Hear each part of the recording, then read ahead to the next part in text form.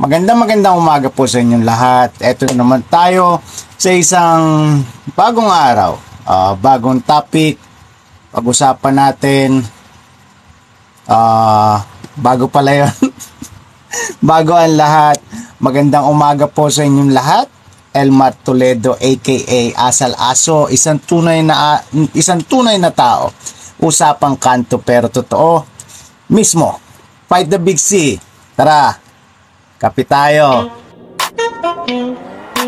Usapang kanto pero usapang kanto pero usapang kanto pero usapang kanto pero Elmar Toledo, tunay na tao.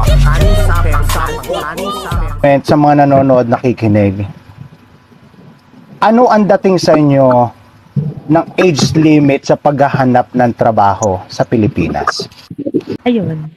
Pakilala ka muna. Ano ba yun? Hi, good morning. Prinsesa here. Ayan po, let's all welcome Prinsesa. So, about the age limit sa paghahanap ng trabaho sa Pilipinas. Anong masasabi nyo? Anong take nyo? Tama o mali ba to? I couldn't agree more kay Miss Jenny na nasa baba. Age limit sa job is a big discrimination. Kasi maraming tao sa Pilipinas ang gustong magtrabaho pero nalilimitihan sila kasi ang daming hinahanap, specifically sa age.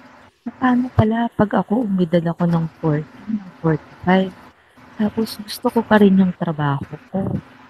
Hindi ko na kaya magtrabaho kasi lampas na ako sa age nila sa age range nila So kahit physically kaya ko pa, pero yung age ko hindi ko na kaya. So paano na? Magre-retire na lang ako, hahanap ako ng ibang trabaho. Hindi kasi nila hindi mostly sa Pilipinas. Pag naglalagay sila ng age limit, ang iniisip nila, kasi ito physically fit, kasi yung ganitong age range. Kaya pa nito magbuhat, kaya nito magganito, okay pa yung okay pa yung utak nila, matino pa. So, pag lumampas ng, hindi natin 29, 30, nag-trend alam, mabagal yung pick-up. Ganun usually Mm-hmm. It makes sense. Ayun. Salamat, Prinsesa. And then, let's all welcome Jenny Tap. Magandang araw sa iyo, kaibigan. So, Hi, good morning. Ganda ng topic Anyway, sa akin ay yun nga, same nung sinabi ko sa baba. Ano siya talaga, discriminating. Nakakatuwa nga, nung nakakita ako ng videos, I think sa ibang bansa, in Japan, they give priority to senior citizen, yung mag-work sila even sa fast food. Kasi hindi naman yun hard labor. Alam mo yun, so kung hindi naman hard labor, I don't think there should be discrimination because everybody needs to earn money, diba? I'll give you an example. Halimbawa ako, I've been a housewife, for example lang, I've been a housewife for 35 years and then 35 years old na ako or 40 and then my husband died. I need to find a job. Paano ko makakahanap ng trabaho para buhayin yung pamilya ko if 35 or above is already considered as hindi na fit kasi hindi ka na qualified sa age limit? Now, there are a lot of jobs na pwede mong gawin, diba? Unfortunately, what's stopping you is yung age. So it's unfair unless physical, maiintindihan natin. Halimbawa, construction. Of course, kung nasa 60 ka na, hindi mo na talaga kaya. Pero if it's an office job, trabaho sa restaurant, diba? Things na anyone can do, even physically disabled nga, can do stuff, diba? So it's parang same na rin siya ng meron kang physical ability kaya kanila hindi pinapayagan magtrabaho. Parang nagiging ganun yung dating sa age. So, yun, that's my point. Minsan kasi, nabiktima na din kami ng mga ganyan, yung mga qualifications sa pag-apply dyan sa Pilipinas. Apply ka lang, kunwari, machine operator. Makikita mo, kailangan nakapag-college. Di, hanap na naman. Hirap talaga. Pero, hindi naman lahat ganun. Hawa naman lang Diyos, merong tumatanggap na high school graduate lang. Ayun, makapasok. At lang talagang pahirapan Ang talaga mataas ang standard ng Pilipinas. Minsan, iwasan din nila kaya minsan 35 lang. O minsan 40 years old na tinatanggap. Kasi, alam mo naman yung life expectancy ng Pilipino, di ba? Ayaw nila ng baka doon. Sa akin, sina kasi pag 40 doon sa Pilipinas daw. Tawa. So, Princess and Jenny Top, sinasabi nyo ba sa akin na hindi kayo sang-ayon sa age limit? You find it discriminating? Yes. Ako And sang-ayon ikaw- ako na I find it discriminating. Okay, and then ikaw, Takashi? Agree din naman ako doon. Kaso nga, Okay. wala tayong magagawa eh. Yeah, which is nakikita mo rin May yung point, singit what ko point lang. and hindi. Maisingit ko lang yun. Kaya nga alam mo, sir, maganda na ngayon yung BPO. Kasi yung BPO nowadays, especially dito sa Pilipinas, that's one thing that we wanted to eliminate. No? Nandiyan ako sa industriya na yan. And just to share with you, nagkaroon ako ng agent na 61 years old. Alam mo yun, after she retired na magtrabaho sa bangko, nag-isip siya na mag-call center and nakapasa pa rin siya. So, di ba, speaking kasi or talking over the phone, yung trabaho ng call center, so long as sharp ka pa naman, kaya mo magsalita, it's one thing na you can still do. So, kaya nakakatuwa na we're giving a lot of jobs dun sa even yung mga senior high graduates pa lang, and those that are senior citizen can still apply sa BPO. So, sana yung ibang industry will also follow suit, lalo na kung pwede naman. Yung kasi sana itatanong ko kasi galing din ako sa BPO and hindi ko nakita na ang BPO is my age limit. And hindi ko rin nakita or narinig na ang BPO hindi tumatanggap ng PWD. They do. And nagsaludo Yes, actually, ako. pag PWD, priority namin. So, if you are Yes. a PWD, we prioritize also the applicant. Eto lang, may tanong ako sa inyo. Lahat naman tayong may point pagdating dyan Pero para sa akin, hindi siya nagpapakatama ako, nagpapakatotoo lang siguro ako sa punto na ito.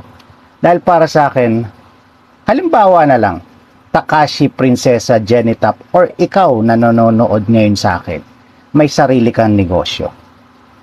Sabihin na natin na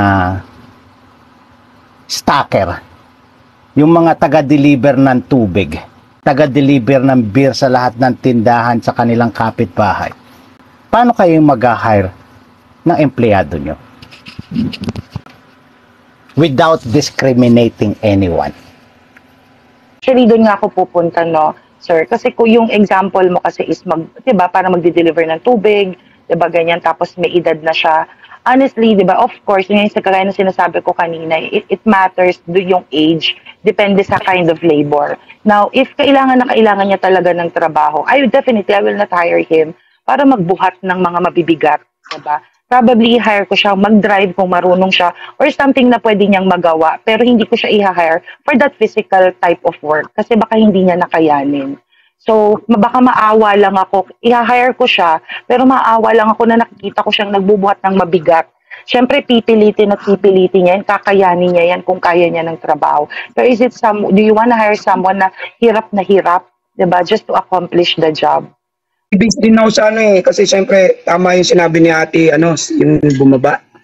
Kasi, kunwari, taga-deliver ng tubig, tapos payat naman, hindi makabuhat ng syempre may mga test ako. Kunwari, hindi ko kaya magbuhat ng 2 tubig. Syempre marami na rin malakas yung water station. Baka kung mapaano pa yun, di cargo ko pa yun. Iisipin mo rin yung capacity niya, makakabuhat ba siya ng ganitong o ng ganito yung condition ng trabaho, kaya mo ba to? Pero pagka talagang hindi naman niya kaya, syempre risky yun sa business ko, pati risky sa buhay niya. Mahirap naman yun. Pero kung merong ibang pwesto na pwede siyang ilagay doon ko siya ilalagay. Kung ano naman klaseng tao ang i-hire ko, syempre yung maasahan mo, yung makayanan, yung physical na trabaho na yun. Ganun lang po yun. Walang age limit, bata man yan o matanda. Anyone needs a job, come work with me. Ang goal ko, pag ako may negosyo sa Pilipinas, above minimum wage ang bibigay ko. Yung mismong tanong kasi is yung mga nakikita natin na publicity or kung paano nag-hire yung mga ibang company. Una-una, age limit. You need to be this age. Pangalawa, you need to be graduate or high school graduate. Yung mga ganon. So, paano mo ilalagay? Paano mo ipopost? Ano ang ipopost mo? So, you're just gonna post, I'm hiring. Tol. Now hiring. Taga-drive ka lang, karga ng tubig. I don't think you need somebody that has education or what. Kahit na above minimum wage yung papasahod mo sa kanila. Gets nyo? Kasi yun ang mahirap sa Pilipinas. Kailangan mo may ganito ka, may ganito ka, may ganyan ka. Interesting yung topic. So, social media, nakikita niyo may mga nagrereklamo.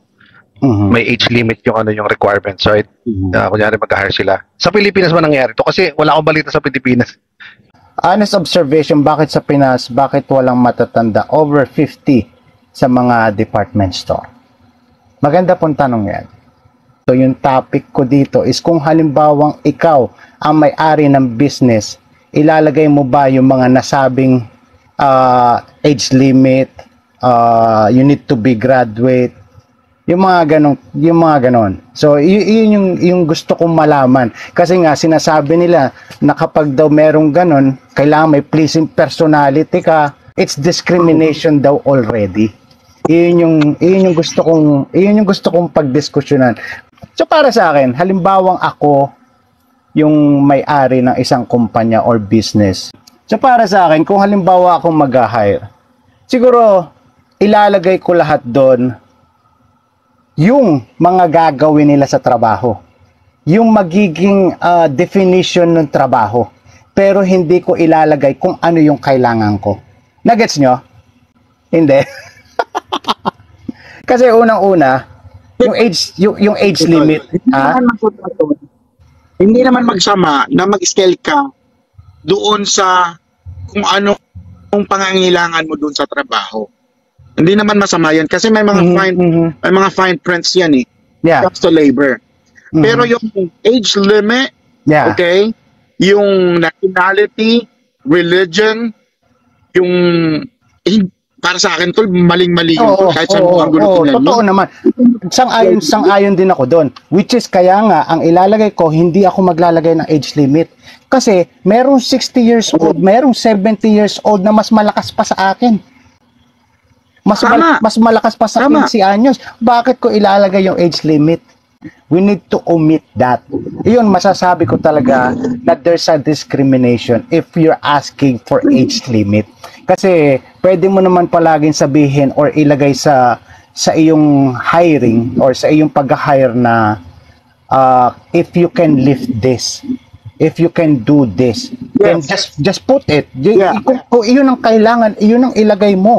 Hindi yung sasabihin mo sa akin na kailangan gantong edad ka. No, it's a big no for me. So Okay. Let's say 60 ka na, right? Magbebenta ka ng ng t-shirt na para sa mga bata. Di ba parang hindi appropriate na magbenta yung 60, right? So medyo medyo pwedeng pagdebatihan to, pero it really boils down to sa kumpanya and the product at saka yung image na gusto nila, because they have the right to refuse employment. To terminate you or i-refuse ka ng employment. That's their right too. Alam mo yun? Pwedeng tama, pwedeng mali. Depende sa sitwasyon. Tulad ng kargador, may 50, 60 plus na maskulado, right?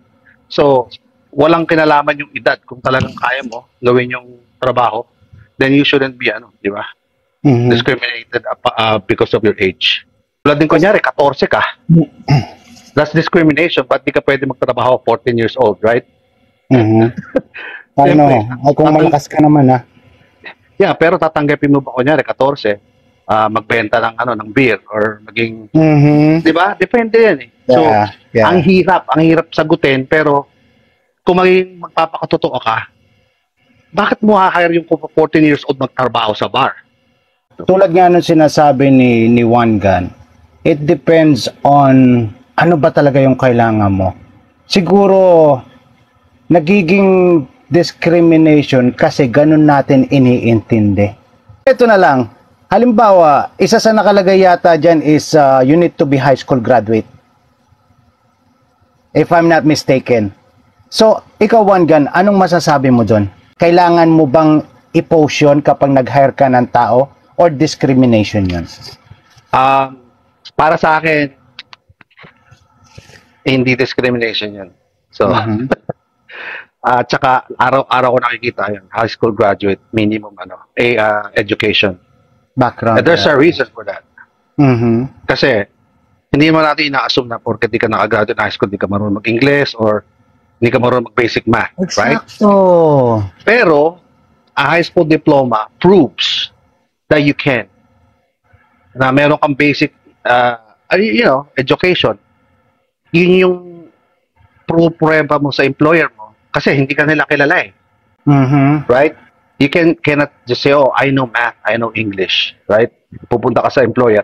Pero, kung meron kang diploma, high school diploma, that shows na meron kang tinapos na, you took subjects, general subjects, di ba? Mhm. It's not discrimination for me kasi that's your proof. Kailangan patunayan mo yung sarili mo. Bago ka nila i-hire, meron kang credentials. Para sa akin kasi yung mga nakapost na yan, it depends on how are we gonna take it. Yeah. Huwag niyong sabihin na ano ba naman tong kumpanya na to, ganito, ganyan. Kasi kung akong halimbawa yung mag-a-apply, naghahanap ng trabaho, I will still apply. Yeah. Bakit gantong edad ang kailangan nyo? I will prove them without saying that this is my age. I will prove them that I can lift this, I can do this, I can climb this, I can climb that. Yeah. Yeah. Call center, hindi ako marunong. High school graduate kailangan. Kasi dahil para meron kang proof or whatever, mag-a-apply pa rin ako. Yeah. Kasi paparinig ko sa kanila kung paano ko mag-English. Exactly, bro. Yun. So, tama ka doon. It's not all because you see this, you see that. You're not supposed to apply already. That's one. Tama. Yeah. Iyan na yung pangunahing batayan nila kung paano kanila tatanggapin. Yeah. Para sa akin, ako yung may-ari ng business, nagpunta sa akin, 70 years old, puro puti yung buhok. Pero nag-apply pa rin. I will be wondering why. Oh, kailangan ko palang tanggapin to kasi mas malakas pa sa akin to eh. Mas malakas ang loob nito sa akin. Mas magaling sa English to sa akin. So, I mean, what I'm trying to say, we still need to avoid it. Kasi hindi naman lahat makakaintindi niyan eh. Na tulad niyan sa high school diploma is needed. Pero eto ang tanong ko sa inyo, halos lahat naman siguro na nandito ngayon na nanonood at nakikinig, karamihan sa atin may anak. Kung wala kayong anak, may pamangkin kayo. Gusto nyo ba na maging dahilan ng anak nyo na kahit hindi naman ako high school graduate, kaya kong maghanap ng trabaho? So kung makikita nila na pwede sila sa lahat ng kumpanya na kahit hindi sila nakatapos ay tatanggapin sila, tingin nyo makakatulong ito? Tingin nyo, masasabi nyo bang discrimination yung pagiging high school graduate? We need at least high school graduate. Hindi ba parang tinutulungan lang tayo ng mga kumpanyang ito na kahit papano, sana man lang pagtapusin natin ang pag-aaral ng high school, kahit high school man lang, yung mga anak natin. Di ba? I mean, totoo yan, ibang skill sa talent. Kung halimbawang hindi ka naman high school graduate pero talentado. But, mentalidad ng bata, di ba? Yung sa mga bata, kung magagawa naman nila yung trabaho, yes, magagawa nila yung trabaho. Pero para sa akin, hindi sila lalago. Bawa mag-hire ka ng tao, ipopost mo kung ano yung kailangan mo. Oo, depende sa trabaho, pare. Depende sa trabaho. So you don't Kasi find it hindi lang discriminating? No. Okay. Like for example, pare, kailangan ko ng dishwasher. Pare, basta masipag ka, pumapasok ka araw-araw. Pare, wala akong pakialam kasi hindi mo kailangan ng ano ron eh. Ang kailangan mo lang doon, diskarte. Yeah. Paano ka makakapaghugas ng plato ng mas mabilis? Diba? Masipag ka lang, malakas ka lang. Kaya na yon. Pero pare, sa isang negosyo, hindi mawawala dyan yung accounting. Hindi mawawala dyan yung management. Hindi mawawala dyan yung marketing. At nagagawa yun ng isang tao na kahit papano, may napag-aralan. So sa akin kasi, magkakambalang diskarte at pinag-aralan. Hindi pwedeng sabihin sa akin na may pinag-aralan ka lang, pero wala ka naman diskarte. May diskarte ka nga, wala ka naman pinag-aralan. Ang tagal mong lumago, pare. Yeah. Yun lang po yung sa akin. Iba na yung may pinag-aralan ka, tapos may diskarte ka pa. Eto kung dishwasher Yun ang at medyo naghanap ka ano. ng with pleasing personality, eto, kahit ako sasamahan ko kayo doon sa kumpanya na yun, mumurahin natin sila. Dishwasher with pleasing personality. Abay, teka. Mag-aaway talaga tayo. Lahat ng kakilala ko sa social media, dadaling ko sa kumpanya na yun. No, kasi, yun naman. nabanggit ko kasi, Yun ay- nabanggit ko yun kasi kay Mr. Slide, Oo. yung With Mr. hiring with Slide. pleasing Yun medyo- personality. I mean, halimbawa ako mag-a-apply and I don't think may pleasing personality ako, but I will still apply. Papakita ko sa'yo na kahit wala akong pleasing personality, kaya kong ibenta pa lang. Ako mismo, yung sarili ko, kaya kong ibenta sa'yo. Para sa akin anything like last word for this topic. Ako simple lang. Naghahanap ako ng trabaho. Gusto kong kumita ng pera. Tapos hindi naman ako makakuha dahil hindi ako college graduate. I will not, ewan ko pero I will not mock the employer na masyado naman kayo. Kasi karapatan nyo yan negosyo nyo yan Ako, empleyado lang ako Ako yung may kailangan sa inyo. Hindi kayo may kailangan sa akin. Ganun kasi mentalidad ko Yeah. So, pag-isipan din natin. Maging balanse lang. Maging balanse Bago tayo lang. magsalita. Kung hindi tayo matanggap sa trabaho, ibig sabihin, may nakalaan na trabaho para sa atin na mas maganda. Yeah, nag-agree naman ako sa lahat ng ng mga opinion. I'm on board. Lahat is making sense. Pero isa lang yung yung dapat matutunan ng kung may pagkakataon let's say may mga nakikinig na mga bata diyan. Kung may pagkakataon kayo, yung panahon ngayon kasi masyadong competitive Like humihingi ng yung mga credentials, let's say kailangan meron kang credentials and of course skills or experience. So kung may pagkakataon, tapusin niyo na lang yung pag-aaral niyo din. Yun lang ang ko doon. Yun lang kasi maganda yung may backup ka I mean, meron mga kumpanya na tumatanggap just because of your credentials, kung anong tinapos mo. Kahit wala kang experience, they're willing to train. Mag-intern ka, di ba? Kumbaga, ako, hindi naman ako nakatapos din Pero, yung panahon ko, if you have the know-how, kasi sa IT ako pasok ka kung kaya mong kung kaya mong asikasuhin yung So, kumuha lang ako ng certifications para lang, yung certification na yun, para lang pakita sa kanila na yun ang prueba ko na ito yung skills ko kasi hindi nila ako kilala. Alam mo yun? So, parang napaka-tough ng competition ngayon. So, yun lang sa sigurang napulot ko na kung may pagkakataon, tapusin yung pag-aaral. Yes.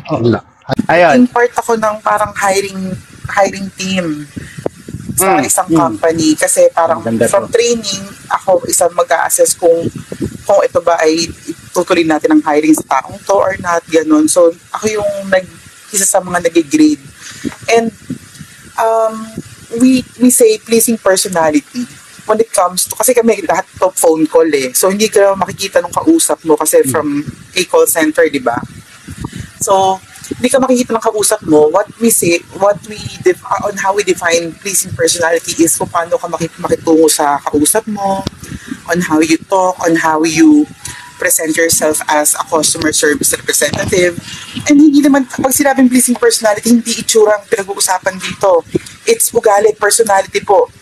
Kapag sinabing pretty face, yun, maganda dapat itsura mo. Pero pag personality mo is yung maayos ka makitungo, magsalita, magalang ka, it's the pleasing personality, yung aura mo maganda, yung pagkausap mo, hi, salamat tumawag ka sa amin, yung tipong gano'n, alam mo, welcoming ka, yun talagang makukuha mo yung loob ng kausap mo. So ngayon, yung mga company lang siguro dito sa Pilipinas, like yung sa Potato Corner, sabihin na natin na napakataas ng hinihingi ng qualification in terms of yung kailangan, sinasabi nila mataas ang qualification na in terms of weight, dapat daw sakto ang BMI di ba yung BMI niya, so isabihin, ayaw nila ng overweight. Which is, ang paliwanag naman kasi doon, maliit lang ang boot ng Potato Corner. Ang dami lang gamit doon. So kung malaking tao yung nakasalang doon, hindi naman siya makakakilos na maayos doon. Ang sinabi doon, kailangan may pleasing personality. Siyempre, gusto bang pag-serve sa'yo nakasimangot? Diba? maayos manamit. Of course, kung maayos ka manamit, maganda ang register mo sa mata ng tao, nakaka-attract ka ng customer. High school graduate, basic math skills. Of course, kailangan mong magsukli, kailangan mong mag-compute. Hindi malulugi ang negosyo. Still may fun. Yung iba pang qualification sila doon is I don't think is unfair. Mali lang siguro yung pagkakalagay nila o pagkakasulat. No, Oo. para sa akin hindi mali pero well settled. Ang galing. Kaya din bilib ako na unti-unti ko na nagugustuhan na mag-guest ng mga babae. Baka sa susunod hindi na ako magpapakit. So, tapusin na natin tong now hiring topic na to. So para sa akin, going back to sa sinasabi ko, kung halimbawa ako ang aplikante, unang-una tanong ko sa inyo, sino ba yung nagrereklamo na nadidiscriminate sila pagdating sa mga qualification ng paghahanap ng trabaho ng ibang or ilang kumpanya? Di ba usually sa kanila yung mga walang trabaho? I don't know if you will agree. Tama ka. Yes, tama ka, Brad. Tama ka, Tol. Kasi nga naman, nakasanayan na ng ganyan. Which is, para sa akin, mali po yun. Kasi pag sa atin, pag nag-edad ka na ng 45, 40, 45, 50, parang, naku, basura na yung tingin sa'yo.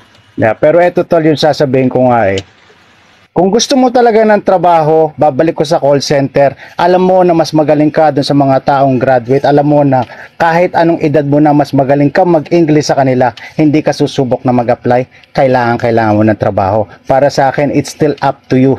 Whatever qualification they put in there, if you know, kung kilala mo yung sarili mo at kailangan mo ng trabaho, mag-a-apply at mag-a-apply ka. Kung halimbawa ang water station yan, nakalagay dyan, you need to do this, you need to do that, you need to be this age or this high school graduate, whatever. Pero kung ipapakita mo dun sa edad 30 anyos na may-ari ng water station, ikaw ay 60 years old, kung mag-a-apply ka pa rin at papakita mo na kaya mo siyang buhatin, ano ang dahilan niya para hindi ka tanggapin? Yung po mga qualification para sa akin is not a discrimination. Mas sinasala lang nila kung sino pa at kung sino-sino yung mga talagang gustong maghanap ng trabaho. If you think those qualification written, wala ka, ba't hindi mo patunayan kung sino ka? Kung gusto mo talagang maghanap ng trabaho at kumita ng pera. Yun lamang po yung para sa akin. Opinion ko lang sa high school, needs to be at least high school graduate. Para sa akin kasi, bilang tao, yung buhay is parang malaking sugalan. Bakit? Kasi kailangan mo ng puhunan para tumagal ka sa sugal. Yun lamang po.